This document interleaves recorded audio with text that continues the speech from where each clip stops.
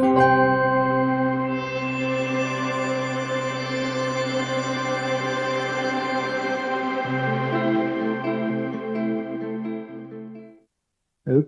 welcome everyone to our breakout session on agroforestry. I'm happy to see so many people here. And before we start with our deep dive into the manifold benefits that agroforestry has to support climate change mitigation and adaptation, as well as diversifying farm income, which we will hear a lot of talks about, but also on the challenges that come with agroforestry, and in the end, hopefully have a discussion on the barriers and how to get past them to have a larger scale adoption. So for that, we have 5 speakers. And in the beginning, just a few notes. So there is a stream of the session. And for the participants online, we will have the speakers in large and the slides in a smaller version on the screen. So you can focus on the talk, and as speakers, keep that in mind, that what you say will be conveyed much better than what is on your slides. Each of the speakers will have roughly 15 minutes. I would also again encourage everyone to stay within time so that in the end we have enough room for the questions. And we start off with a talk by our first speaker, Konstantin Muraru, who is the Secretary General of the European Agroforestry Federation. And he holds a master's degree in environmental technology and international affairs, and has been focusing on strategic communication and political equity, having a strong interest in agri-food sustainability. Today, giving a talk about agroforestry, an old solution for current problems. So please give a warm welcome to Konstantin. Many thanks. Good afternoon. Thanks a lot for the introduction, Stefan. Really kind of you. And many thanks to the organizing team for inviting me to speak and for inviting URAF to be part of this event. This presentation is not about time travel, but you can see here that agroforestry was essentially omnipresent. It could have been noticed all around Europe in different climates, and you can see here on your, maybe raise your hand if you've seen one of those pictures before. Yeah, so on your left, you can see an example of vitiforestry or married vines. There was the belief in ancient Rome that evil spirits in the soil would harm the production of grapes. So they wanted to keep their leaves as far away from the soil as possible. Therefore, they developed this concept of what is called today vitiforestry. While here on your right, you can see an example from the region of Normandy in France, where you have, for example, wide network of hedges, or for example, what today would be described as alley cropping or various other kinds of agroforestry. But then we've converted to something like this, which looks rather depressing, and this unfortunately is a reality in different areas of Europe. And I think the subject of challenges, right, in the area of soil health was already covered yesterday and in the different parallel sessions, so I will not insist on that. So what happened, and maybe I will take this chance to adjust the quote here and cite maybe Niels, with your permission, right? So agriculture was never simple, but it has never been as complex as it is today, right? We've essentially replaced our relationship with ecosystem services by productivity. And now we harvest the fruit of that, which, I think shows some question marks in obvious sectors across the economy. Here to speak on behalf of the European Agroforestry Federation, and my presentation, as Stefan said, is about how an old solution can address current problems. I'm also here to celebrate the anniversary of 4 per mille. So congrats again to the team for your efforts. in the past 10 years. And among others, I'm also here to learn about the work you're doing in the area of agroforestry, and to convey this message to our membership. An overview of the presentation. I think, although there were several references to agroforestry, I think it's still useful to talk about what is it, to address whether or not agroforestry is legal.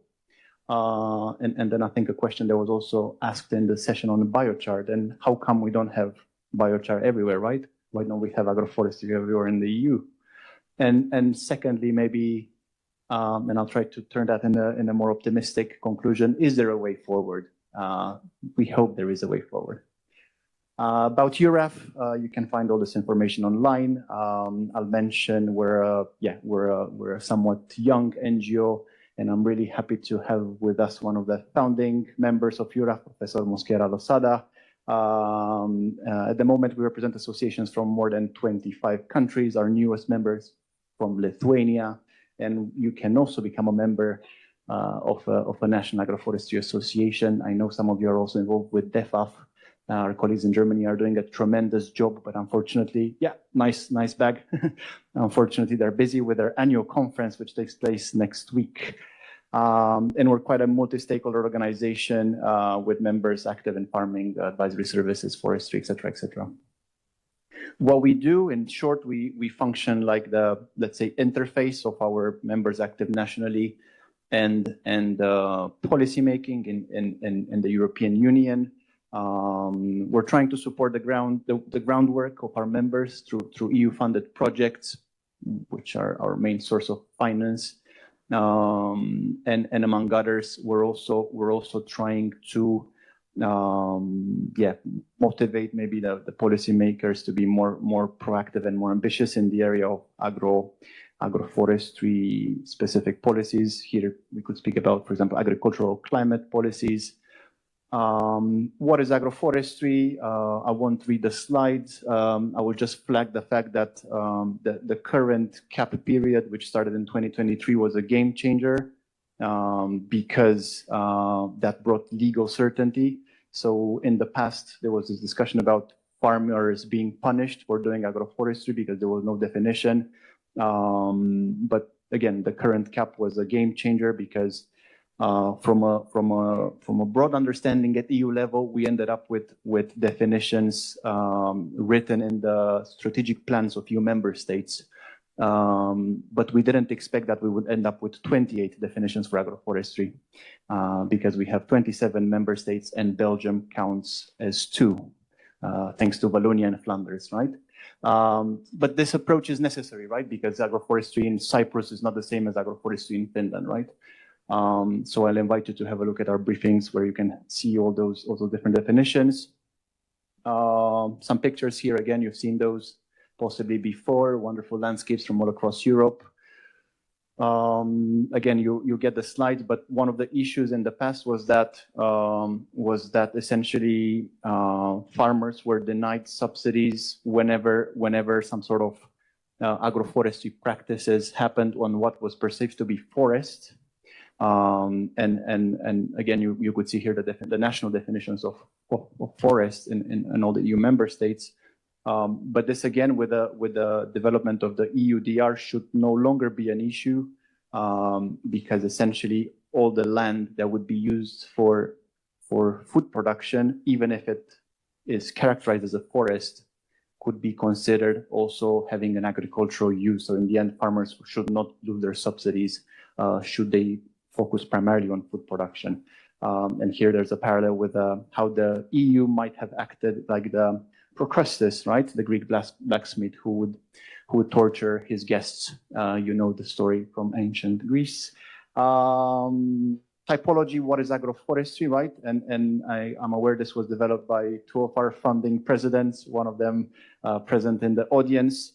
I think that's a good illustration why agroforestry is called agroforestry and not forest culture. Because we get that often when we talk to people who hear about agroforestry for the first time, and the immediate reaction we get is, yes, have you met this colleague of mine working on forestry?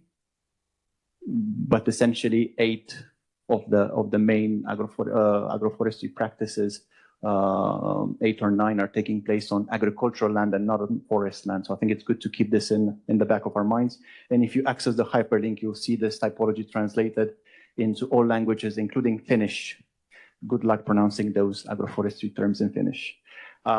Pictures here, I will go rapidly through those. Again, different kind of systems used to produce vegetables, orchards, vineyards, as I mentioned earlier, livestock in orchards, et cetera, et cetera.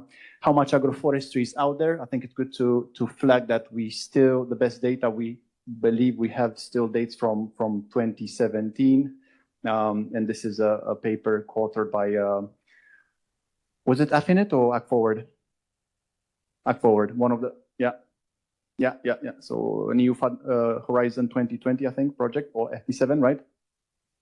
AgForward, yeah. So about 10 years ago. But this shows with a high degree of accuracy an estimation of the total area of agroforestry on agricultural land, which was believed to be at around 8.8% of the total agricultural land in the EU. So not nothing, right? And here you can see again a distribution throughout the EU member states. Is it legal? I think I've already addressed that. I think it's important to look at how EU member states, or some EU member states, also finance agroforestry. What we would flag here is that, again, while there was some enthusiasm, and maybe those numbers are not necessarily tiny, some might have put the cart before the horse. So if you look at Slovakia, for example, yes, money for establishing an agroforestry system, yes, money for maintenance. But if you look at Flanders, the first one on the list, management of agroforestry system. What do you manage if you don't have agroforestry there, right? So I think it's good to be more coherent when developing those support mechanisms through the CAP. Advantages and challenges, you already know there. There are many environmental benefits in the area of ecosystem services, possibly also those in the area of product diversification, etc. But there are also all those challenges related to legal complexity, long-term return of investment, and I think it's good to understand that we don't speak about a 3 years or 5 years plan. This is obviously a long-term endeavor. Labor requirements obviously are different than in treeless agriculture. And here, some farmers are worried, for example, maybe the branches of the trees would damage my tractor, right?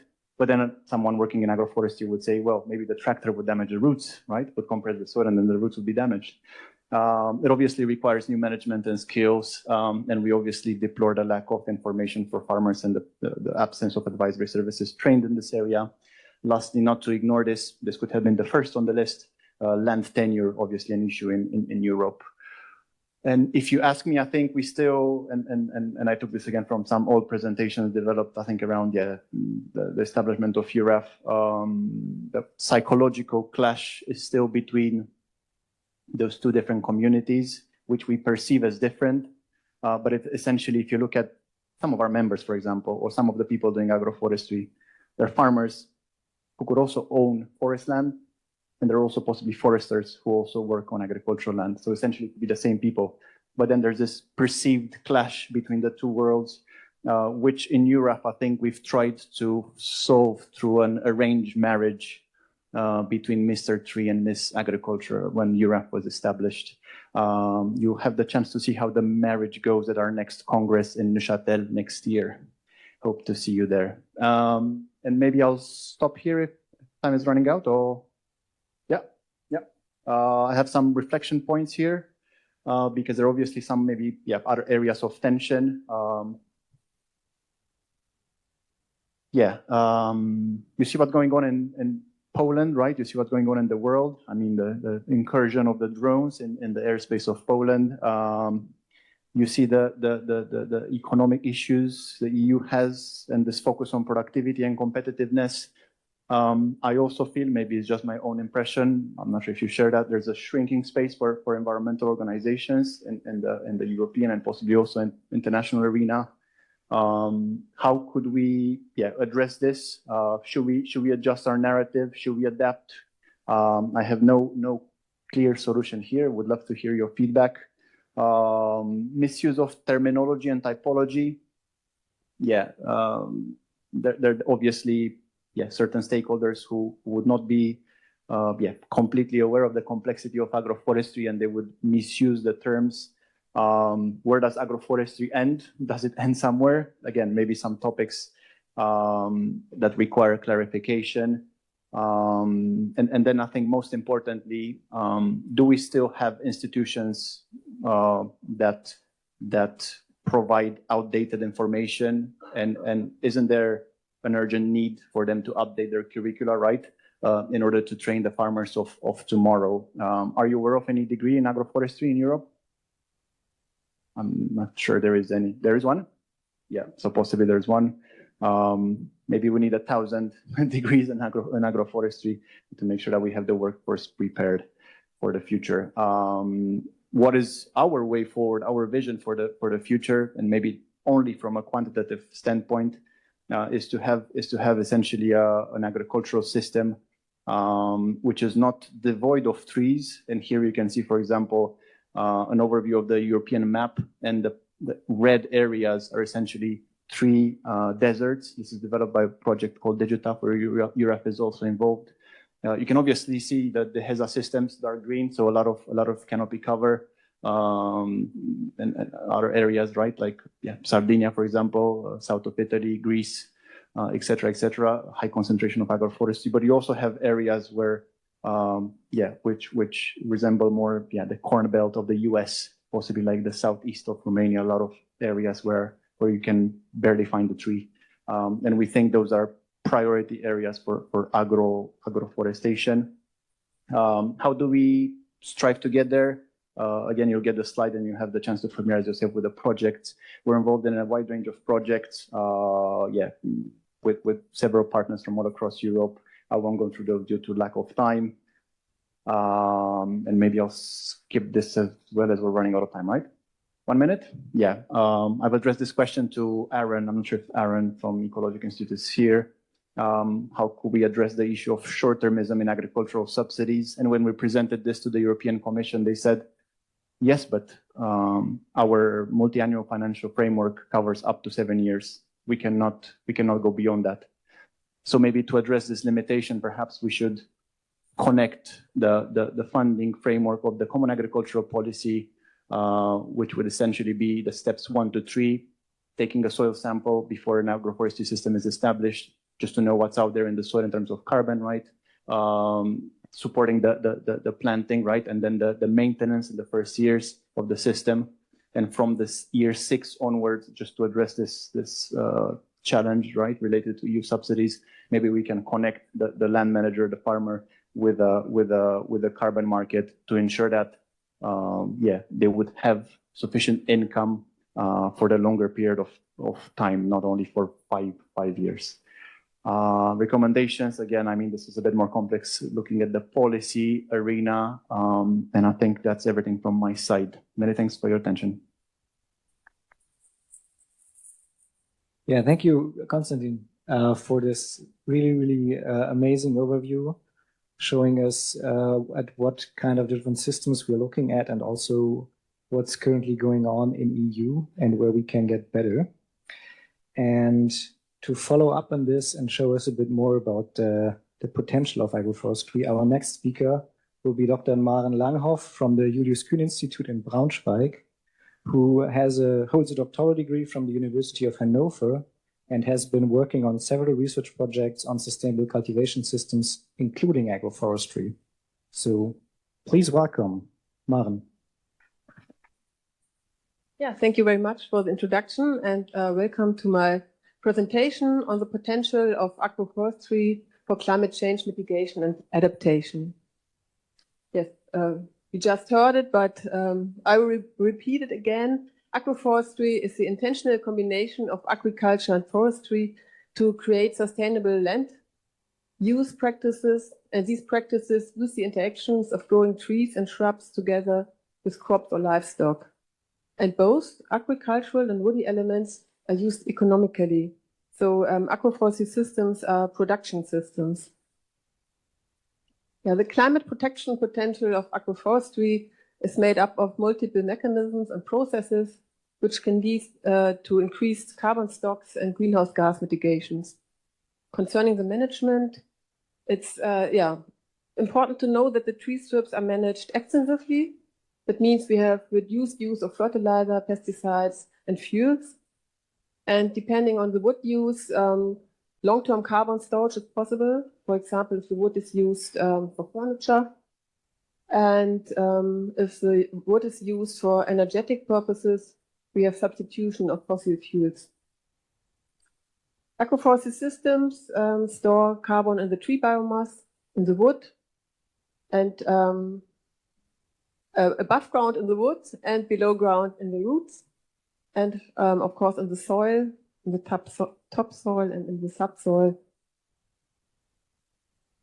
Yeah, a bulk of studies analyzed soil sequestration in agroforestry systems so far, and several meta-analyses are available as well. For example, that of Ma et al., who made use of a total of 509 paired observations of agroforestry and treeless references to analyze biomass C and soil C. They used data from different climate zones, as you can see here on that world map, and from different system ages between 1 and 80 years. Yeah, on the graph on the left side, which is taken from their publication, you see the changes in soil organic carbon stocks in agroforestry systems compared with treeless cropland or pasture. Yeah, positive values mean an increase in soil organic C and negative a decrease. And across all sites, agroforestry practice increased soil organic C stocks by an average of roughly 26%. There was a greater gain in soil organic C when trees were established on cropland rather than pasture. And changes in soil organic C stock increased with tree age. Another meta-analysis of Xi et al.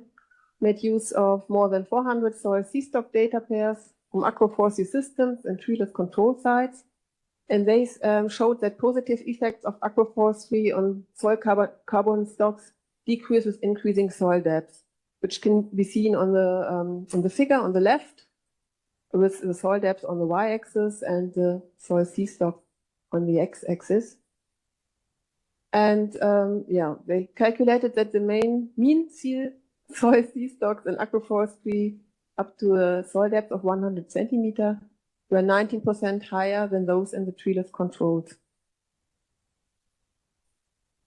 And before we come to carbon above ground and below ground tree biomass, it's important to note that the design of an agroforestry system, for example, proportion of woody areas, tree species, tree density, tree age, the rotation period, has a major influence on the storage of carbon in above and below ground biomass. Yeah, the pictures below give you an impression of the wide variety of agroforestry. Yeah, in their meta-analysis, Ma et al. Showed that on biomass C stock in agroforestry compared to treeless reference, again, that tree biomass stored an average of 46 megagram carbon per hectare in the biomass. And overall, and agroforestry with multiple tree species stored higher biomass C than those with a single tree species, that are the red dots. And again, biomass carbon stocks in agroforestry increased with tree age, which is not very surprisingly. What does this all mean for the greenhouse gas mitigation potential of agroforestry in Germany? Recently, the German Advisory Council on Natural Climate Protection assumes that the greenhouse gas mitigation potential of the wooded agroforestry area is on average 10-ton carbon dioxide equivalents per hectare and year. And moreover, they assumed an average of 15% of wooded area in agroforestry systems. And from that, they calculated that 2.5 million tons of carbon dioxide equivalents per year could be stored on 10% of agricultural land under agroforestry in Germany, excluding organic soils. This would amount to 4% of the emissions from the agricultural sector, which is quite a lot. But it's a little bit optimistic future scenario because by the end of 2024, only 0.015%, or roughly 2,000 hectares of German agricultural land was used for agroforestry.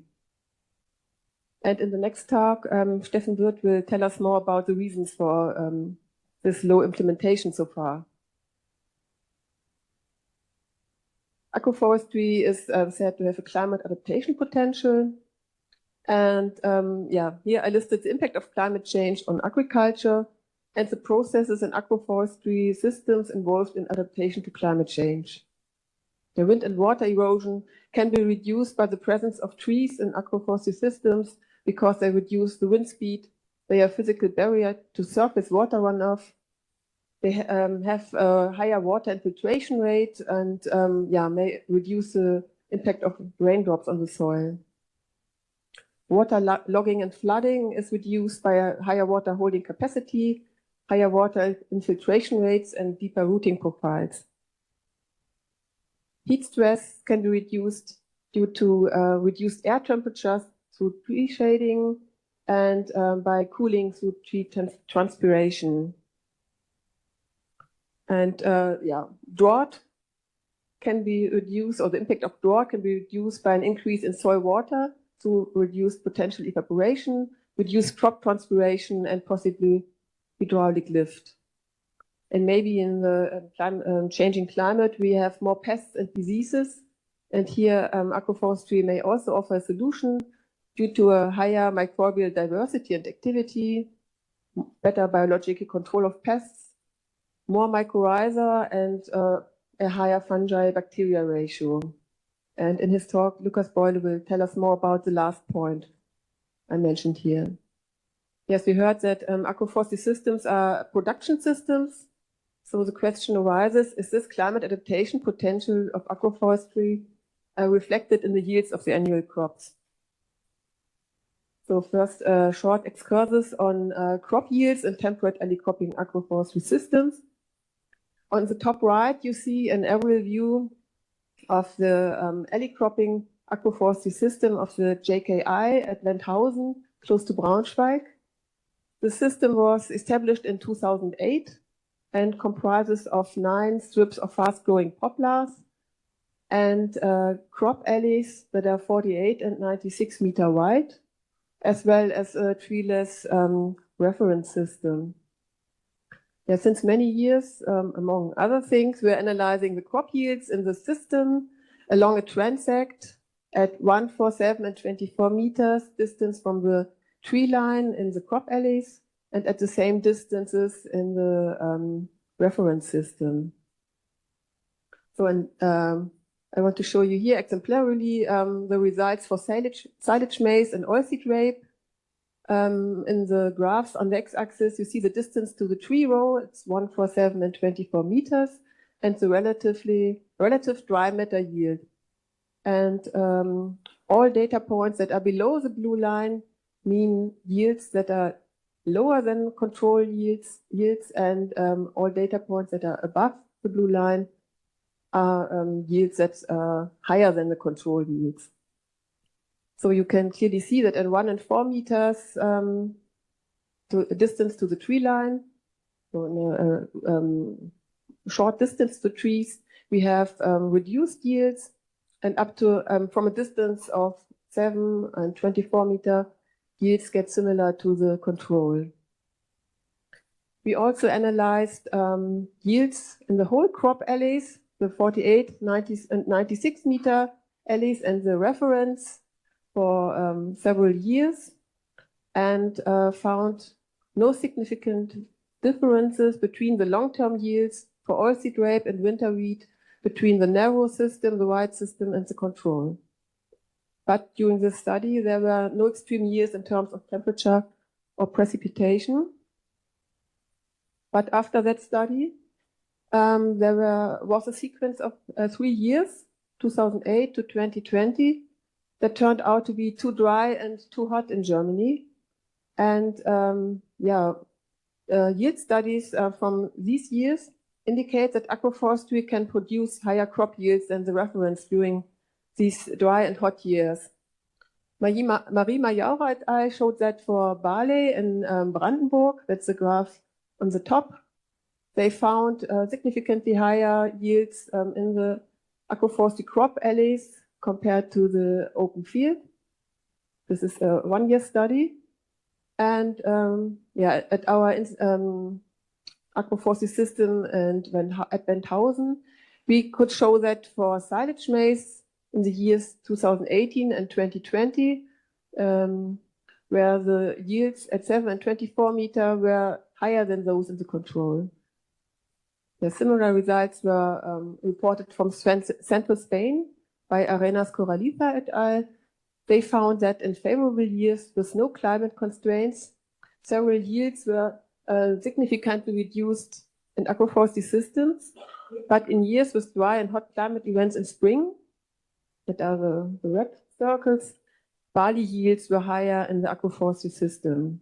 So they found a yield stabilization during dry and hot climates.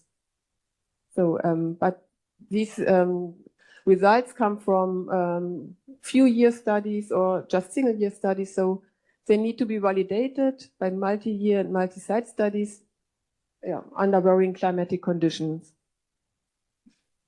Thank you very much for your attention.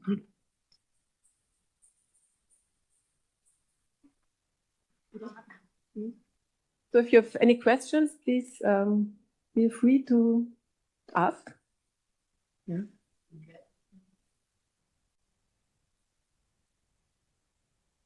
You mentioned 10 tons of carbon dioxide. Was that related to the whole cropping system, or was that related to the tree part of that, means to that 15% of the system? Yes, to the, because if I look to the yields, around 10 ton of dry matter with around 50% of carbon, 45% of carbon, that should be much more. Which yields do you mean? When I look to the climate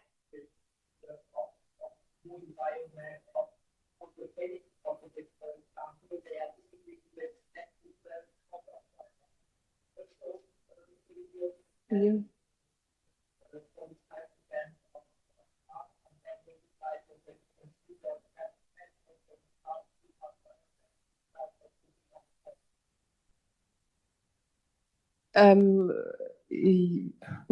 You also have the root biomass, but so I have to. I'm not sure if I understand what you mean. That from the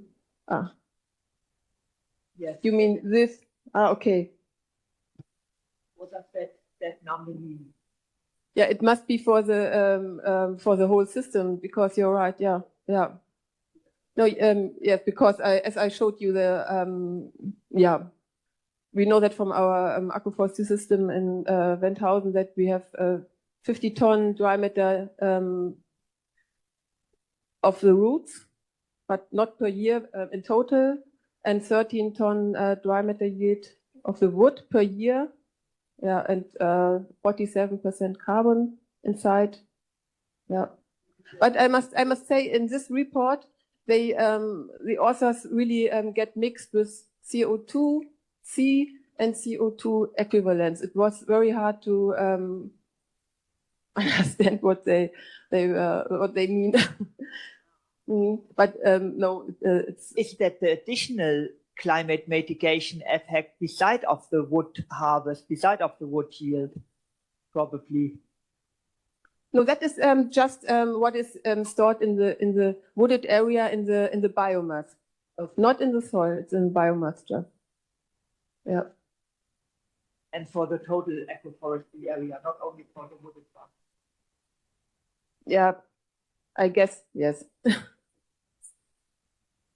Rosa Mosquera from the University of Santiago de Compostela and former president of the European Agroforestry Federation. I just want to comment that I think not all crops can grow up very well with trees, and that's normal because usually they are grown or selected to grow in open areas. Maize is especially one of those because it's a C4. It only appears in summer and it's a very short time cycle, so they need a lot of light. We have similar experiments, and it has always did constrain. So I don't think that there is unless the trees are very far away, there is a real compatibility of agroforestry with the spread the trees within the plots. But cereals can play a role, and we have experiments with more than 20 varieties, and you have a different behavior on them. And so I think we have to select cereal species to be grown under shade conditions. But one thing that surprised me when one of our experiments was that when we have cereals and their trees, in that case was juglans, we have less weeds, because weeds are very highly demanded of lights, the annual weeds. So because you have less weeds with the shade compared with the open areas, you have more production in that case, which is more healthy because you don't need to use this. Other thing that I think I miss is about the tree distribution. It's not the same to establish agroforestry with a northwest distribution than a west-east. So this may explain some of the results that you have. But one of the things that agroforestry is more useful in the south of Europe is because it is able, in arid conditions, in high temperature conditions, to extend the growing season because it uses the evapotranspiration. This is my thoughts. Thank you. Thank you so much. Maybe a quick answer and then we move on, and we will have time for more questions in the end. And we now move on.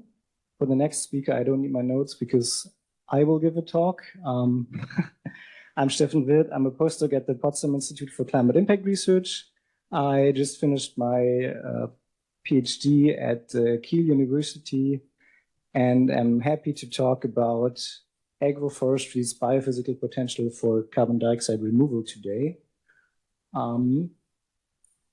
So the results I'm going to present were developed during the ABCDR project, which is the acronym for agroforestry's biophysical potential for carbon dioxide removal and decision-making across scales. And we had several main goals of the project, among which were, first of all, to develop feasible scenarios for agroforestry deployment in Germany that is capable of substantial carbon dioxide removal.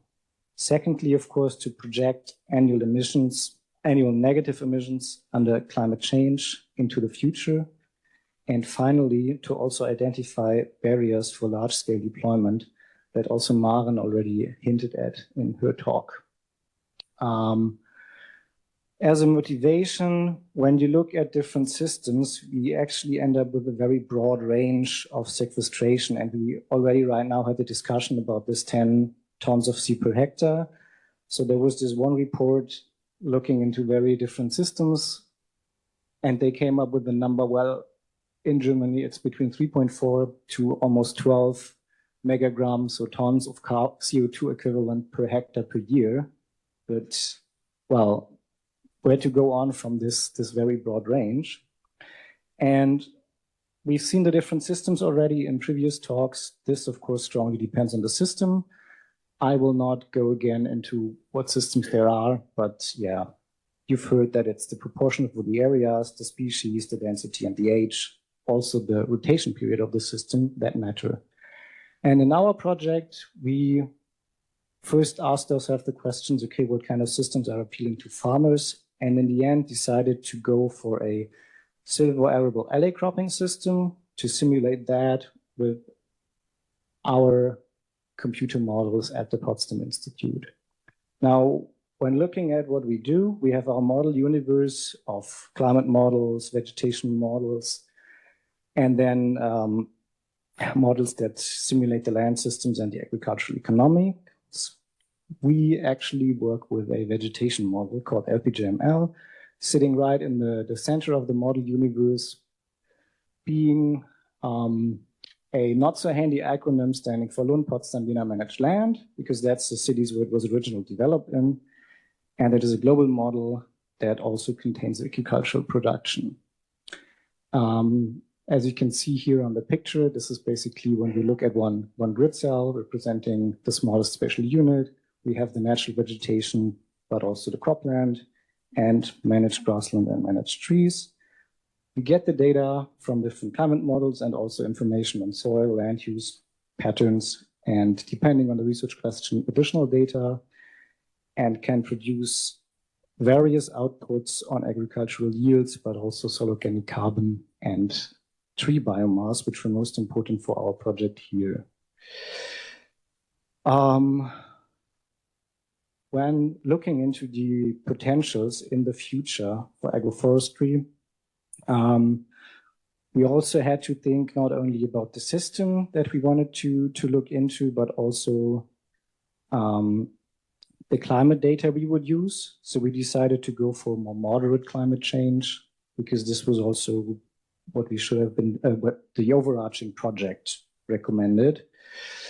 And we decided that we will have the model select the most suitable tree type and go for 30-meter LAs with 3-meter wide rows and a 50-year rotation, which basically gives us, that should be a little up, around 10% of a maximum tree cover within the field.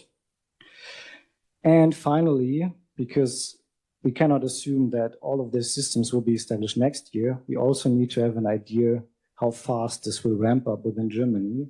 And for that, we decided to go with a 0.5% area increase per year starting next year until 2045, which gives us around 10% of additional agroforestry area using cropland data from the sources here.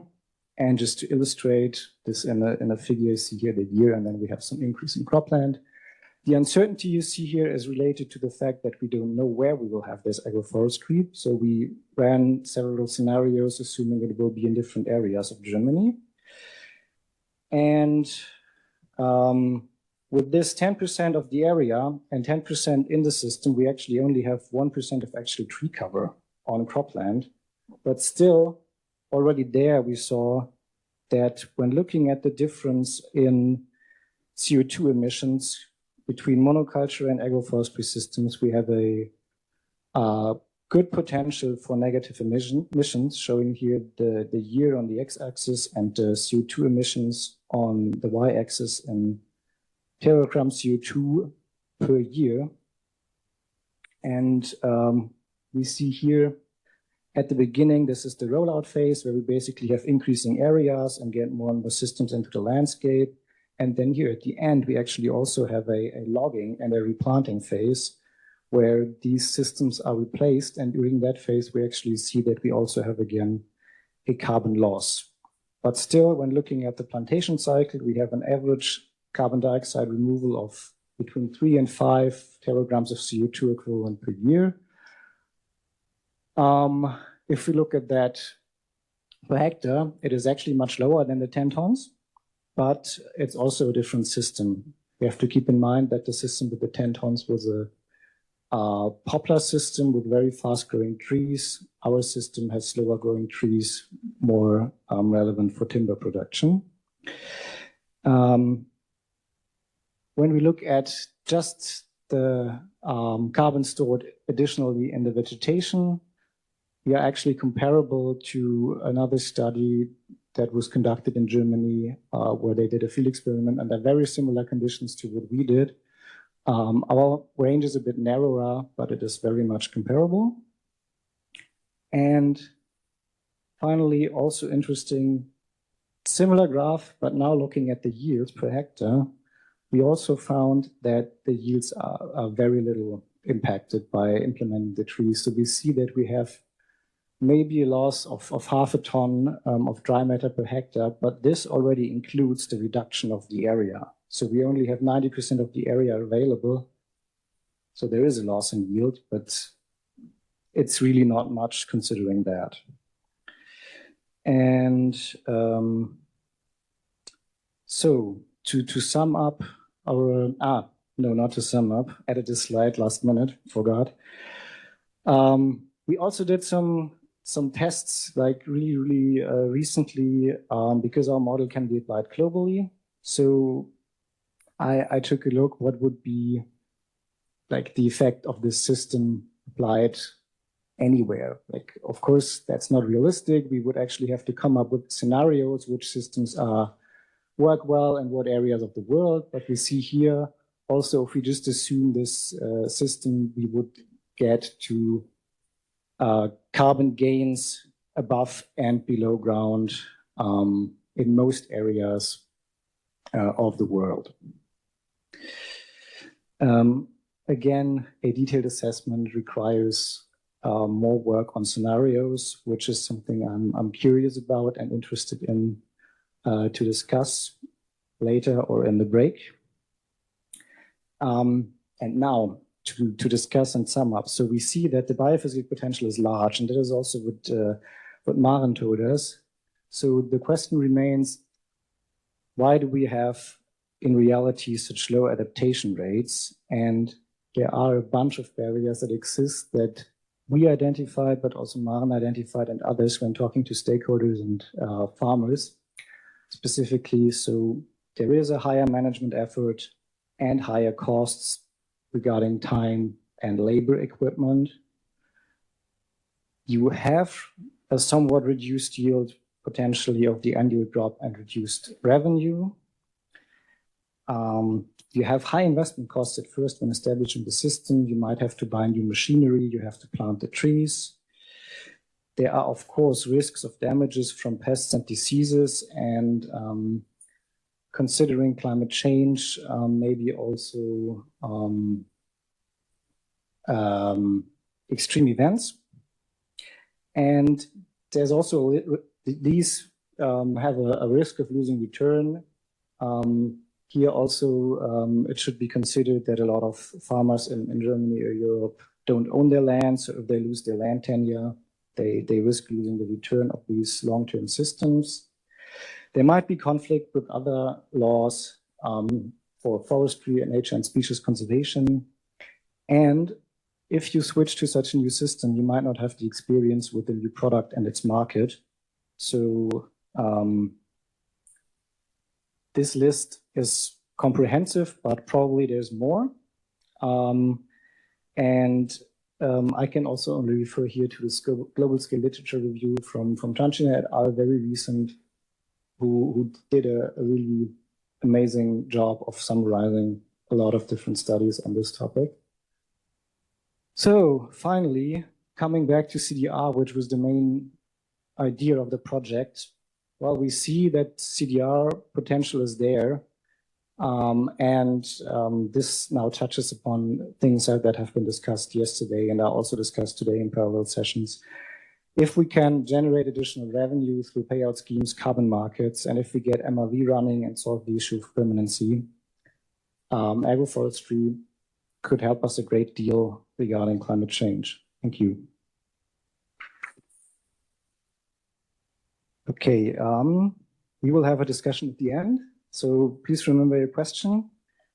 And our next speaker will be Professor Dr. Lucas Boiler from the South Westphalia University of Applied Science, who focuses with his research on soil life and its function and sustainable land use system, and already told me that he will not talking about soil organic carbon, but microbes. I have half a slide on carbon. Thank you, Steffen. I will talk about soil health today and agroforestry. And my first slide is this one, because I would like to acknowledge that soil is more than just carbon, of course. I mean, this has been acknowledged in the morning already, but I would like to point at the organisms with this slide, because this study is actually the only slide in which I don't present own results. It is from 2023. And it was pioneering because it was showing that we have 59% of all species of our planet have their home, or at least part of their life, in soil, which is makes soil the most biodiverse habitat on our planet.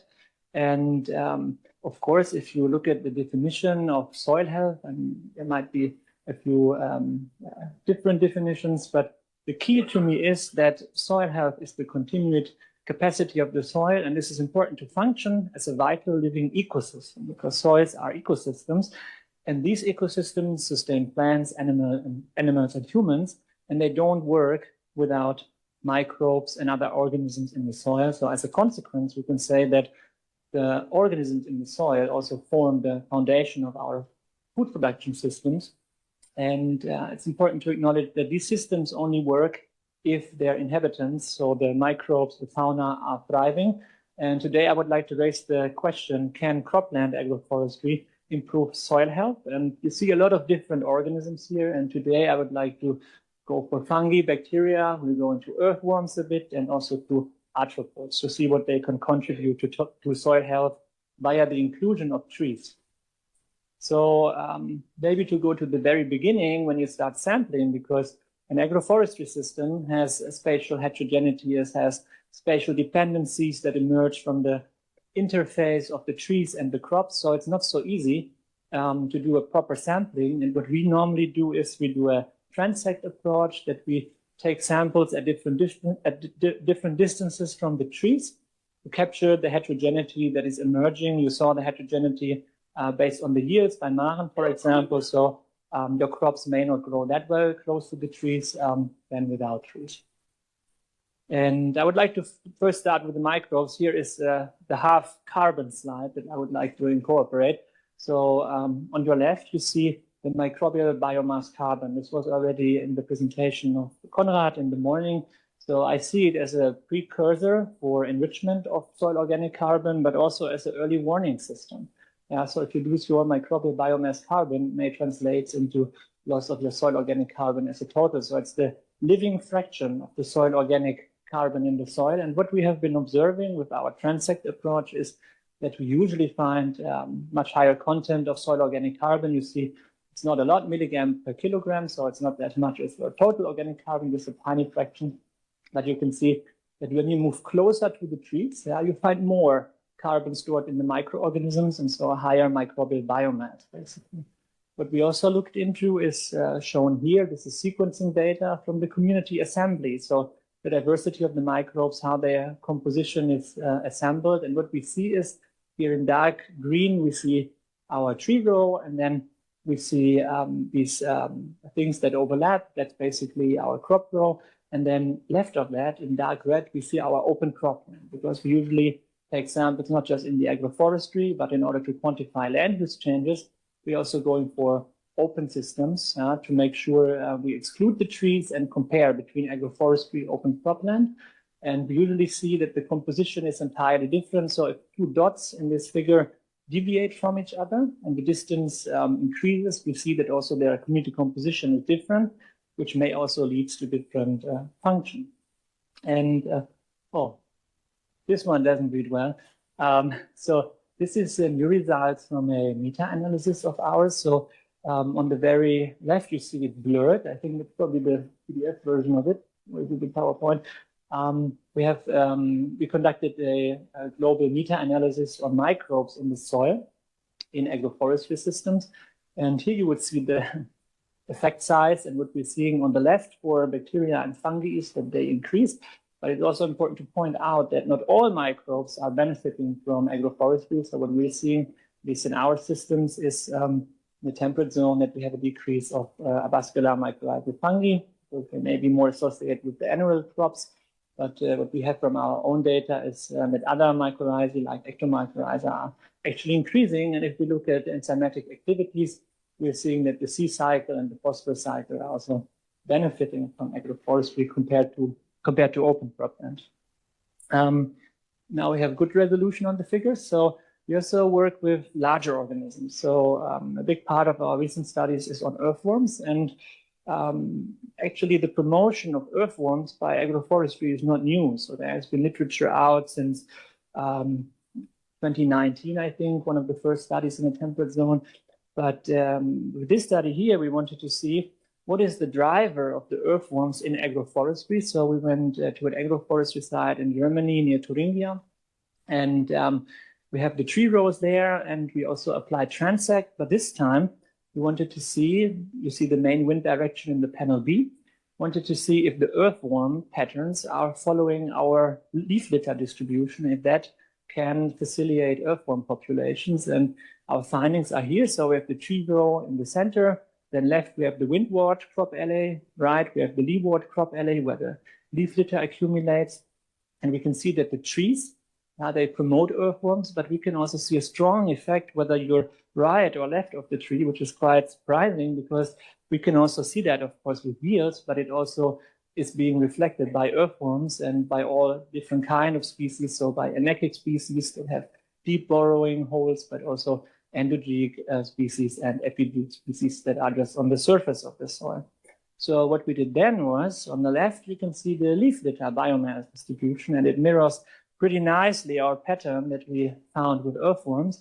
And we did a correlation analysis, and we did two things, actually. So you can see the dashed line is without the trees, and the solid line is the entire agroforestry system with the trees.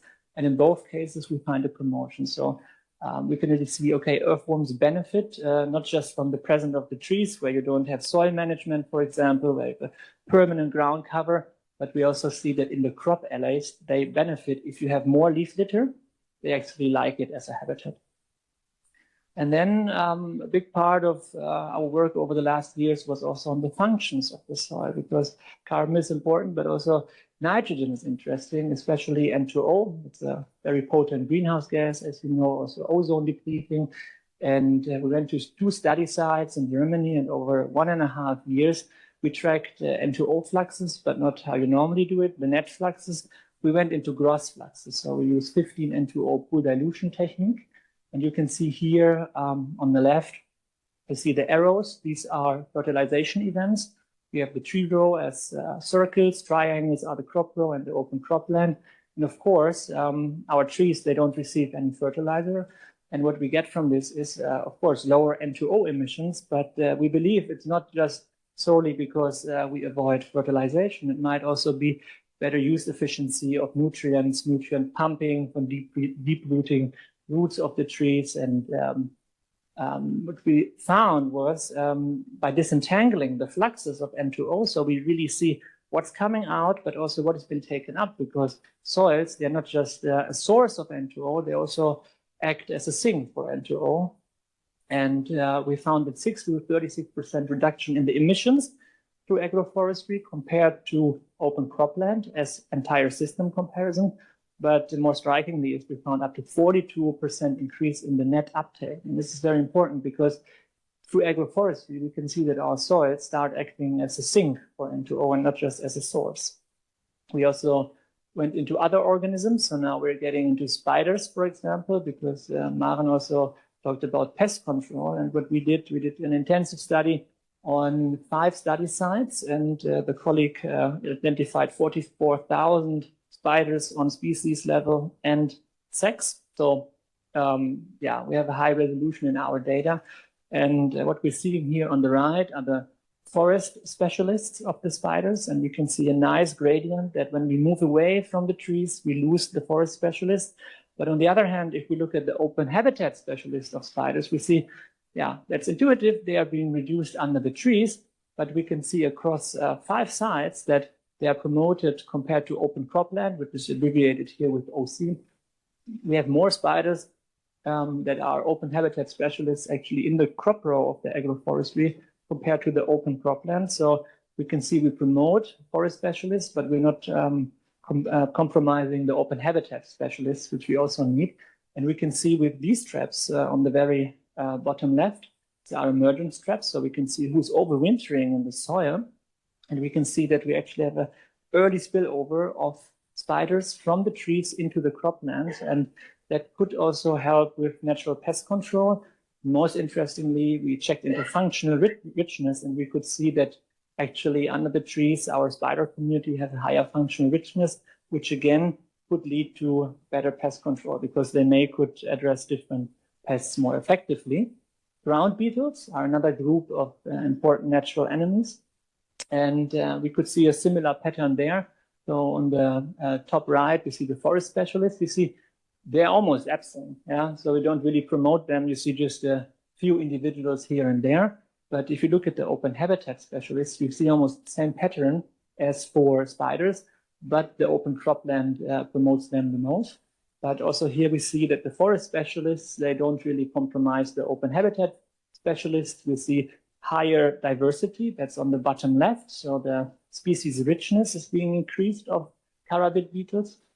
And we also believe here that this helps with pest control, because if you can fulfill more functions as a predator, you're also more likely to be more effective in pest control. The key question to me is always, why do we get this promotion of, I put soil in brackets, so any kind of organisms or that we studied so far, yeah, where do those benefits emerge from? So one thing is, of course, the absence of tillage. So we have areas in our system that are not under management. We have a permanent soil cover, which is crucial for many organisms, but we also provide habitat for overwintering, which is also crucial, especially for the spiders and the other predators that are developing in soil, emerge, and then do hopefully their beneficial job in the crops. We have the tree leaf litter input, as you saw for the earthworms, that's also promoting soil life. We have a high heterogeneity of the habitat because we put trees in there, so we certainly get some kind of spatial gradients in our systems, which can also facilitate certain organisms and niche differentiation spatially and temporally. And talking about temporally, it's important that also we have diversified resources. So we don't just have the crops at one at harvest. We may also have different resources for different organisms available throughout the year. And with that, I would like to come to my conclusion. So we saw that microbes are being promoted, but also fauna. We saw it with the population size. We saw it with their activity. And we also found that not just their diversity, but also their functional diversity is enhanced through agroforestry. And to me, the interesting part is that these trees, they are not like islands. So their effects, they are spillovers to a certain degree. They are spatial gradients. We may have a chance that also the crops can benefit from the trees. And this may translate into more benefits for the crops and also more improved and enhanced ecosystem functions. So if I have a take-home message for you is that in certain scenarios, at least the ones that we have here in Germany, we see that agroforestry can indeed improve soil health, not just carbon, but especially the biological soil health. And with that, I would like to thank especially, I mean, we have a farmer here that is also going to give a talk. But I would like to thank all participating farmers, because all the data that you saw, we had, I think, from all the data, 80 to 90% of the data was collected on farms that are managed by real farmers and that are not per se experimental sites, also Marife and Ed. So our colleagues from University of Göttingen, the team from the Julius Kühn Institute Berlin, Anna and Vera, and again, University of Göttingen, Victoria and Andreas for the fauna, and Eva Maria Minaj from Justus Liebig University, who is involved in the, or leading rather, the meta-analysis. Thank you. Yeah, thank you very much for the insightful talk. And now we come to the final talk of our session today that I have been looking very much forward, because we've now heard from EURAF and from research, and now we will hear from Lukas Groß-Kleimann, who runs Jan Groß-Kleimann, sorry, who runs the Groß-Kleimann family farm and has established no-till as well as an agroforestry system on their farm, and will now share his experiences. Yeah, thank you very much, and a warm welcome from my side. Yeah, I hope it's gonna work. Not yet. Yeah, okay, maybe I can just start. So I had the luck to I was able to overtake the farm from my dad. So I'm a fourth generation farmer basically. Yeah, we farm roughly 180 hectares of cropland and 3,000 fattening pigs. So we are a conventional farm, but yeah, now it's working. That's good. Yeah, and before I want to go deeper into the farm, I quickly wanted to show you my family, which is which you can see here. Oh, the laser is not working. No. well, however, you can see them there, and our employees, which are here on this picture mainly, and yeah, parts of our family. So I just want to state it's very important that we are a big team and not only one of us is fighting. Exactly, and. What is our business? So on the farm we mainly grow the fodder for our pigs. So we have like 3,000 pigs in 4 sites, only in old barns. So my dad didn't build any new pig barns, but restored or renovated old barns with employees. That's why we are having 4 of them at the moment on our farm. So it's pretty work intensive. Yeah, and we also have established the agroforestry, which you can see in the back on that picture. And yeah, regarding my person, I did an agricultural apprenticeship and studied agriculture in Bonn and Göttingen. And yeah, I did a soil course from Dietmar Näser and Friedrich Wenz. Maybe some of you have heard it, which was for me actually the beginning of the whole journey towards transition regarding regenerative agriculture and also agroforestry.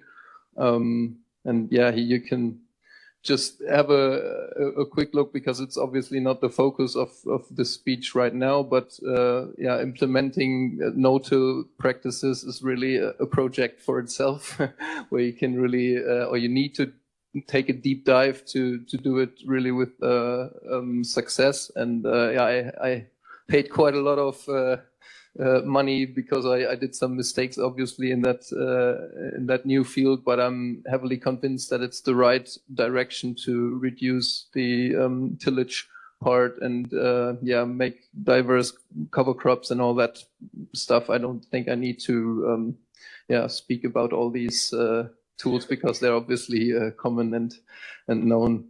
So why did I make the decision to implement an agroforestry? So for me, when I did my master thesis on agroforestry, and I compared an apple system with a short coppice rotation system and the basic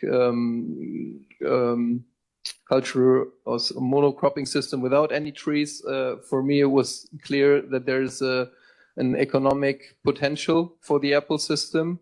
But for me, it's very important to state that I am fully convinced that agroforestry is providing such a multi-service regarding the ecosystem, regarding the society, and regarding land use efficiency. So, and of course, climate change mitigation and protection. And I think this is something many farmers even just don't know, how big that potential actually is with implementing just trees on the field, what you can get, yeah, if you really want to see it and if you understand it. So I'm sorry, this is in German, but I just made that sign to explain this when groups are coming to a farm, why I'm so yeah, convinced of agroforestry.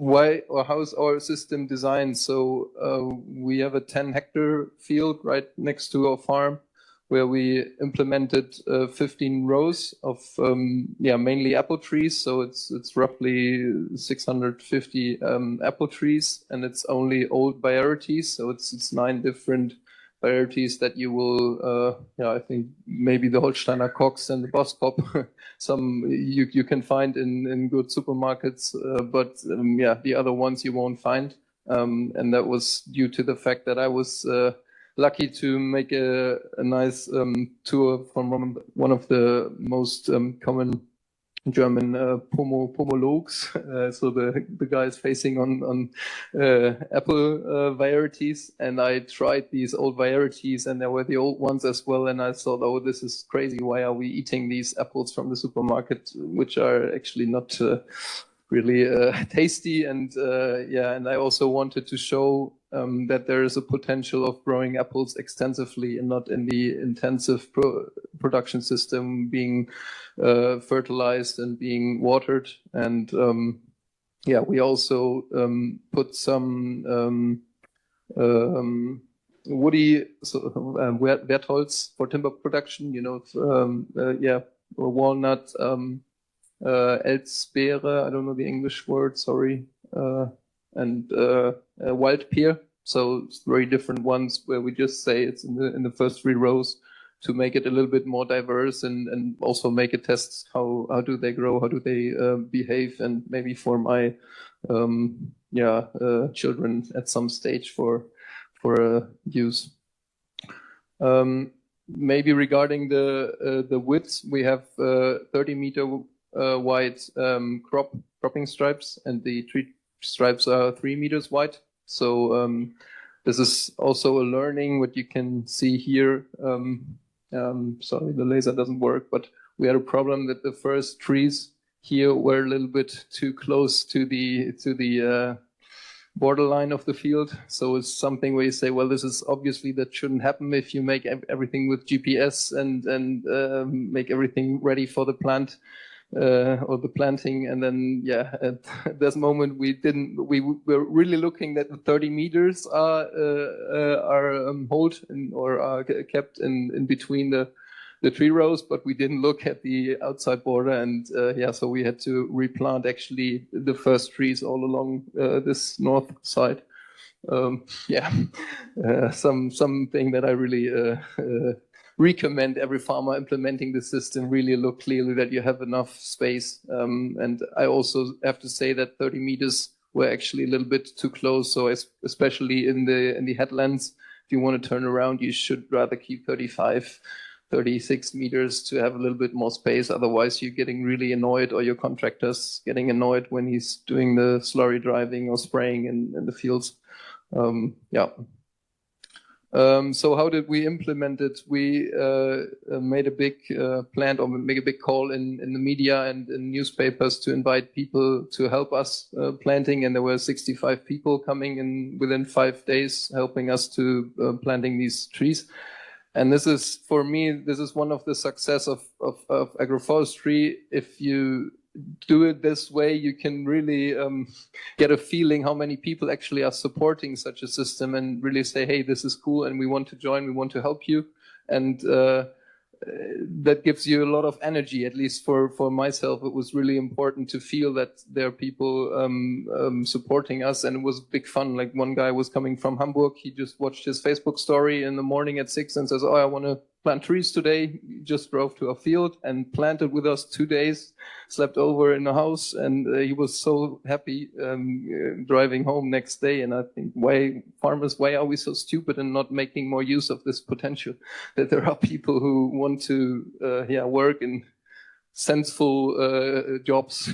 So yeah, and here you have a little idea of how it looked like when we implemented it.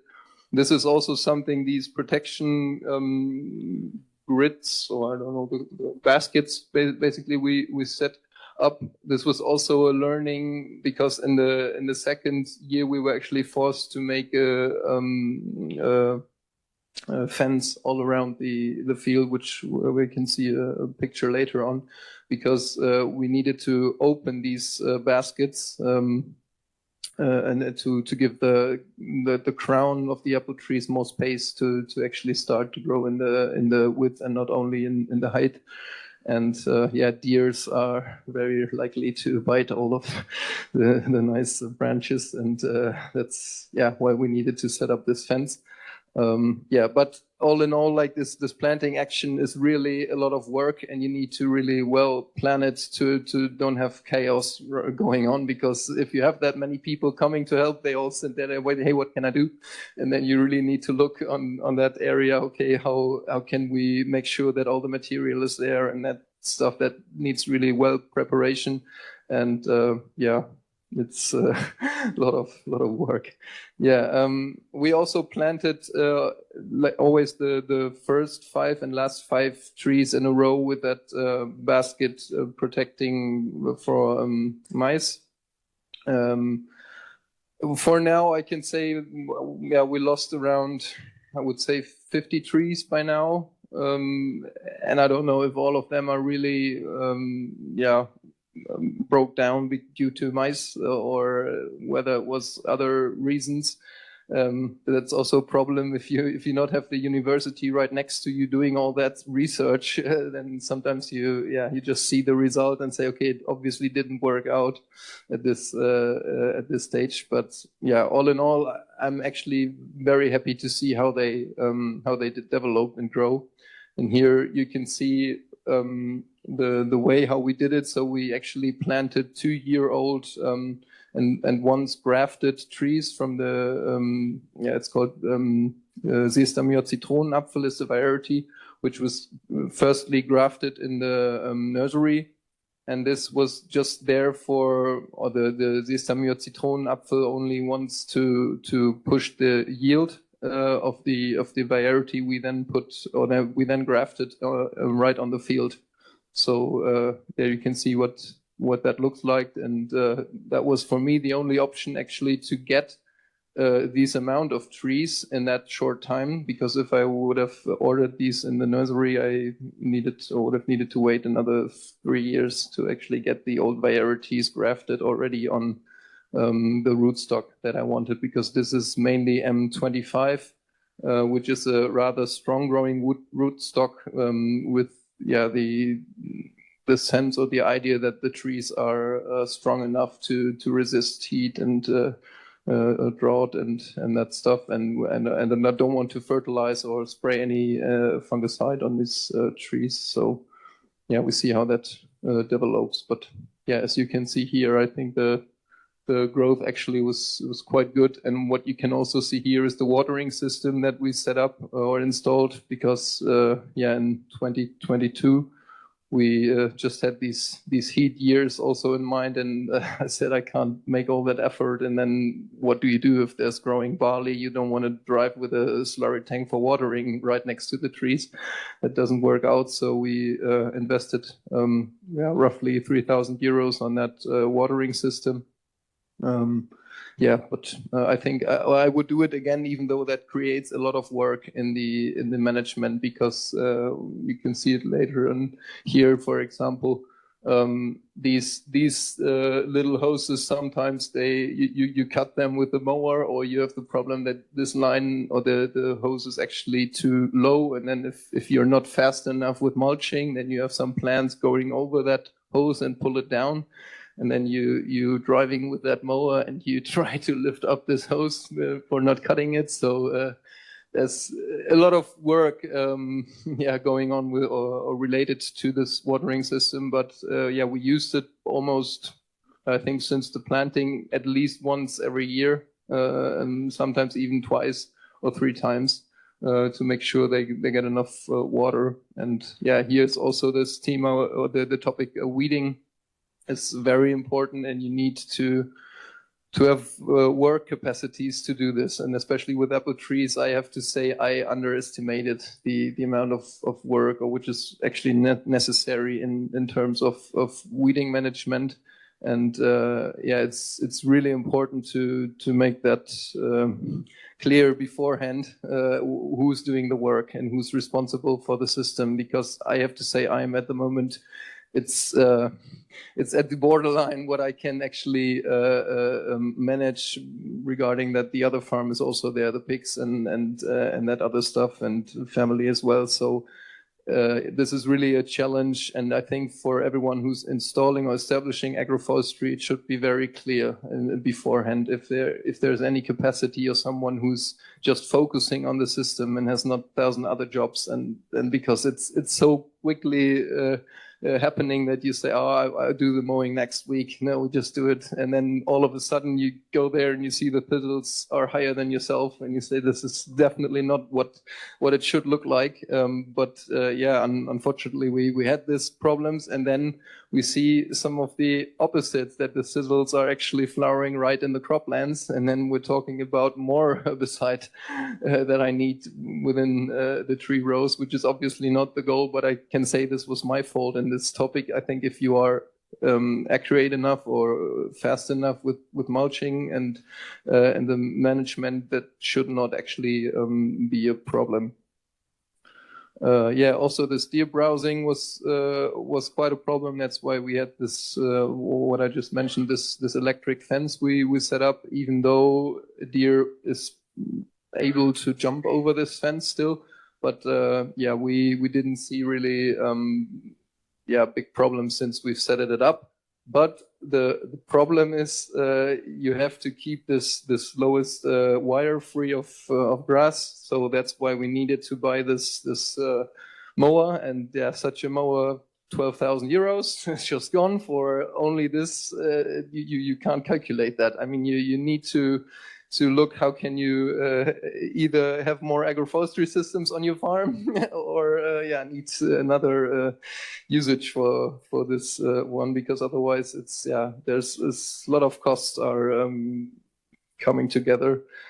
So the fence system with that thing on the quad, I mean, at least the quad we had before, but the other stuff was also roughly 10,000 euros just setting up that fence. But especially with the machinery that we use on the croplands, and if we want to drive slurry on that fields or anything, it's so nice that you can just put all the wires down and you can just drive as if there would be or wouldn't be any fence at all. And that's something I wouldn't want to miss. So I would never set up a fixed fence if you want to use machinery and at least in that scale and then for our system.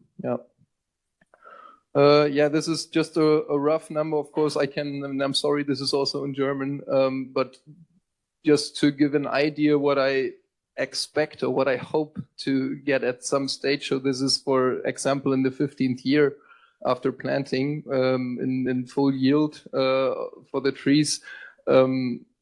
I don't want to go through every line here because it's just not enough time at this stage. But I think this is important to have in mind, that there is certainly a huge potential for more economic revenue from the whole field if you're able to manage it correctly, and if you're able to do the marketing in the right way or to get the money. But this is something where I unfortunately can't tell you, oh yeah, it's working very well and we sell all the apples, because, well, there were a few apples this year for trying, but I didn't have the amount of that I could go to the next big customer, or I'm actually dreaming of a canteen or like some companies in our region who say, okay, we can get the dessert apple from your field and we can make like a little trip with our employees to the field and see what does our company does for compensating emissions and for supporting biodiversity and all that stuff in our region. So we see how that grows. But maybe also important is the number 65,000 euros per hectare. Woody area is roughly the size which we invested in this apple system. I don't know if some of you are knowing the system of Stephen Briggs in England. I think he was a little bit cheaper at his time, but I think he's also roughly in that area what he's actually earning more with his apple trees. So yeah, I'm reaching this in a couple of years. We will see. Also, to come to some of the powers of agroforestry, I think is this the Agroforest monitoring project, which is a citizen science project, was founded from the University of Münster, especially these two guys here on the outside, Thomas and Julia, which did a great job in creating a system where now citizens from our region coming to our field and make research on beetles, on the whole biodiversity actually going on in our field and how that does develop. So I hope that I actually can see the dates we have heard just from Lucas are proven or will be proven with the dates from our citizen science project, that they can actually see and feel, okay, here are now more beetles because here's agroforestry. And I think that this is essential for having at least a chance to market apples from agroforestry, because I don't have to explain these people that agroforestry is a sensible type of land use, and we need more of these people who understand that. So I think this is something you should make use of if you install in agroforestry. And yeah, last but not least, it was also developing towards the action that there is now an own Schulfach, sorry, like the subject, yeah, sorry, it's a subject in the gymnasium in our town, where they only focus on what's called biocheck, and they actually focusing on climate change. They focusing on agroforestry, and these pupils came to our farm and made like a little press talk and asked questions. And I think this is what we need to do. We need to bring the young generation into the fields and make them and explain, why do we need this transformation? Why do we need change in the way how we do agriculture? And it's not only about agroforestry, but also about the whole like no tillage and that stuff. And that they have a power how they actually spend their money, because otherwise the whole thing is not sustainable in the end. If I don't earn the money that I need to, the whole system is not sustainable. And this is a huge challenge, and we try to face it, yeah, with those projects. But I have to say, this is something I was just the one saying, yeah, we do it if you ask us, but we didn't develop it. So it was like the other guys, like Thomas and Julia, what I just said, and Nina being here in the photo. And this is something where I say this is a yield of agroforestry, that these people are now coming to our farm, and that they develop such a project, and they would never. Yeah, well, they would never come to our farm if I wouldn't have decided to yes, and establish the agroforestry. And this is really nice. And now this is also further developing into a cultural project. So we're trying to shift these old building where my grandma and granddad sold asparagus and strawberries. We now shift that into a cultural thing where we want to make like concerts and that stuff, cultural program, but also combined with Bildung, education, sorry, so education systems, and make this, yeah, close or close the gap between this society and the agriculture, and make people who want to go to a concert, they obviously need to see the agroforestry system as well, and maybe make up their minds on what's going on there. So yeah, that was a shortcut. I hope I'm not totally out of time. Thank you for listening, and yeah, looking forward to questions.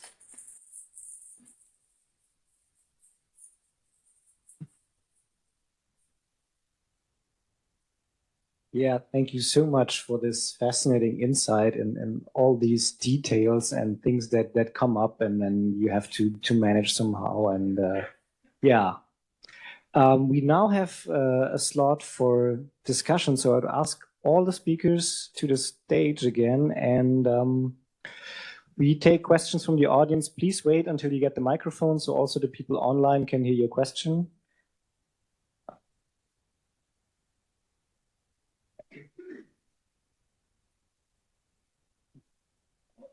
If there's no questions, I can also stop.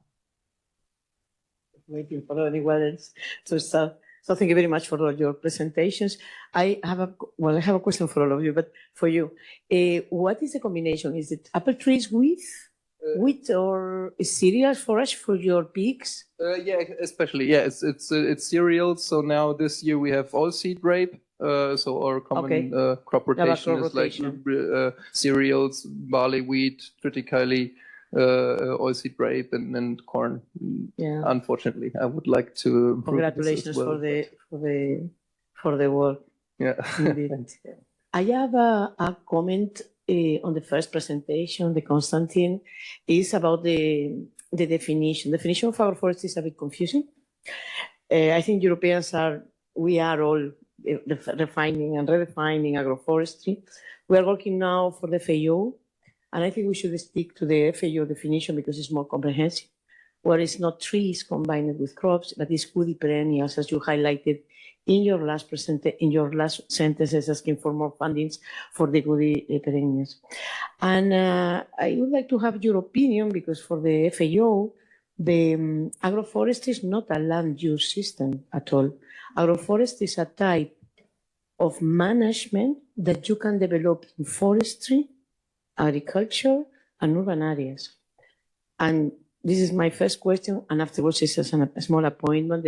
There are papers. There is a paper of Santiago Frijanes which mentions that agroforestry is implemented in Europe, thanks to the integration with Lucas data, in 10% of the grassland, but only in 0.01% of the arable lands, which is a huge problem. But on the other side, we have a 40% of home gardens, which we should not neglect in the urban areas. And these are quite common all worldwide. So yeah, I just want to have your opinion about that. No, many thanks. Really, obviously, valuable points.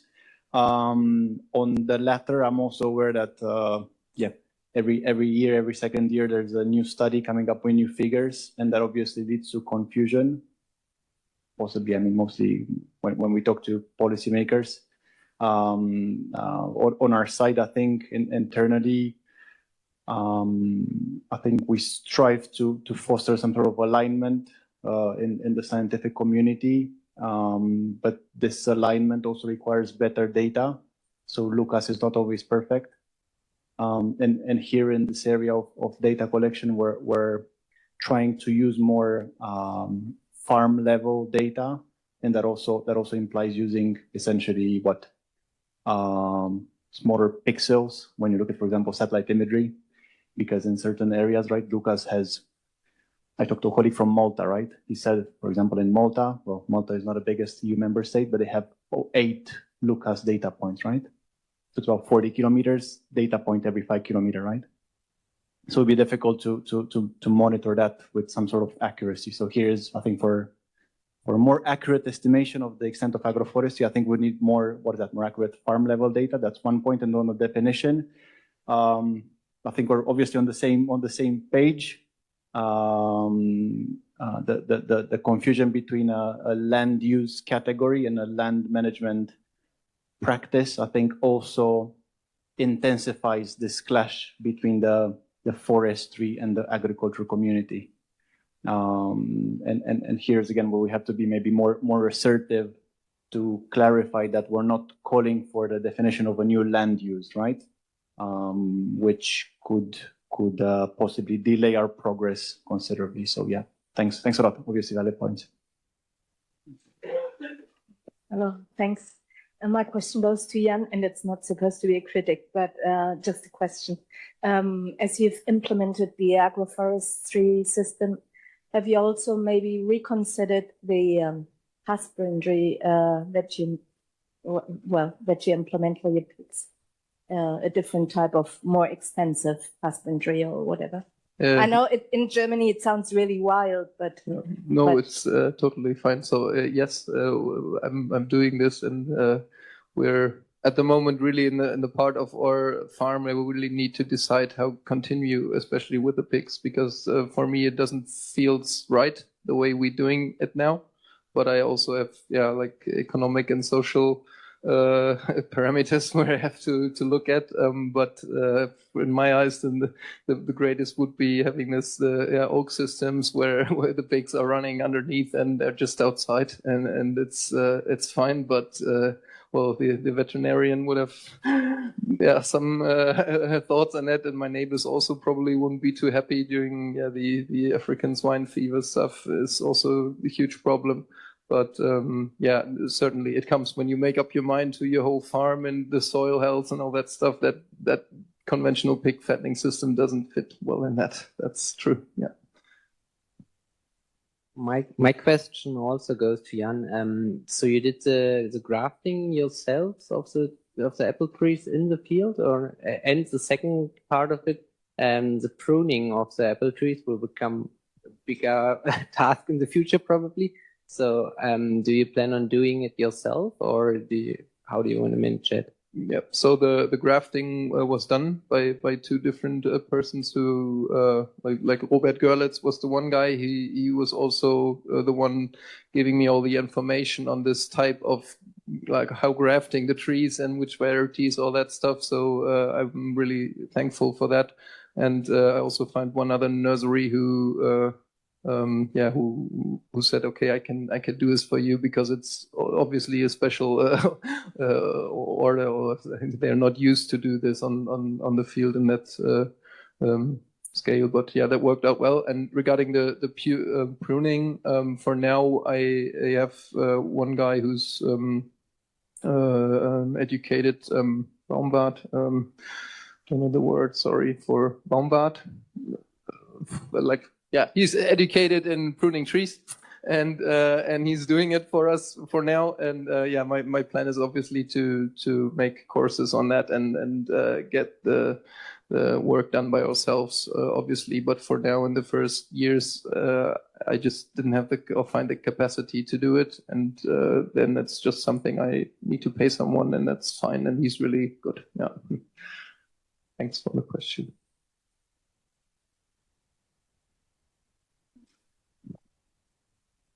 Well, I will also take a quick question in between you, because I was also interested. It looks like you came up with a big plan all of yourself, and I would be interested in what kind of resources would you have wished for when establishing your system, when planning your system? Like, what kind of support would have made it easier for you? So yeah, thank you for the question. It's I think, well, financial support, obviously. So sorry I didn't mention this. We had the luck to we're co-founded by the LEADER project or LEADER program. So that was roughly 13,000 euros. That helped, but obviously the problem is also the workload afterwards. And I would wish to have a nice support or subsidy for implementing the system, and not only for planting. I mean, the planting is the one thing, but the work actually starts afterwards, and you need someone. And if you finance it with our salary level is pretty high already, and that's just, yeah, there's so much work to be done in that system. And it would be great if you would know, okay, we can easily have a person here doing this regularly, maybe 15 hours a week, 10 hours a week, something like this. But he's just focusing on that, and the jobs which need to be done are done by the end of the week, and that would be a big help. Well, I think the others, the mistakes that we did, well, we did it with the Triebwerk together, and they helped me in manage or planning it, but they also didn't know some of the problems that came up, and how could they? I mean, this system wasn't established rather than, or only the one in England. And I talked to Stephen for a little while, or for a long time to see what I can learn from him already. But I think, yeah, some mistakes you just have to do and learn from it. It's just the way it is. Yeah. Can I ask the question to Konstantin? Sorry. A quick one. Yeah. You were questioning that the LER would probably not work in our favor, and I didn't understand why you came to this, or why did you question it? Because for me, it was always the clear proof that agroforestry is actually enhancing the production or the productivity. And yeah. Maybe many thanks, Jan. May I start with a compliment? I mean, it was wonderful to listen to your presentation, and thank you for being one of the few disclosing your balance sheet. I think those are also secrets which are very relevant for everyone working in this area. I actually wanted to be a bit provocative, right? Because I think our argumentation in front of agricultural economists can be stronger, and possibly because, farmers, land managers, etc., are cautious when talking about financial matters. It's difficult, right? I mean, you have to have a longer term visibility about your cash flow, right? And expenses. I think we have good results when figuring out the land equivalency ratio in terms of output, but we still have to intensify our efforts when building the business case and converting the LER in terms of quantities to euros per hectare. And I suspect, then people will no longer, even do studies about the about the environmental benefits of agroforestry, because it will bring, you'll just show that it brings money and everyone will adopt it, right? but it's not as easy as that. I promised I would reciprocate if I may, if I still have a minute. What I really valued about your presentation, Jan, and I'd love to hear that also maybe from the audience, was that you converted your efforts into hours, right? And I also hear this from colleagues active in URAF that, as you said, right, maybe they underestimate the amount of effort one should put into all this work after planting. Have you also considered putting that in your or maybe by the time we see each other in a year or two, it'd be nice to see if you can also convert those hours, right, possibly into euros per year, right, and maybe come up with a plan for policymakers to develop the ideal subsidy system, which would also include that. I think that would be nice to hear you. Yeah, well, obviously that would be nice to have that. And that's also a problem. It's always work again. You have to do it all, and I try to get all the numbers in hours that we put into the system. But also that is sometimes hard when you have your all day business. Yeah, but thanks for the feedback. Okay. You heard the gong, so with that, we unfortunately have to end the session. But if there's more questions, find the speakers in the coffee break. And thank you all again for joining, and especially all of the speakers. Thank you very much.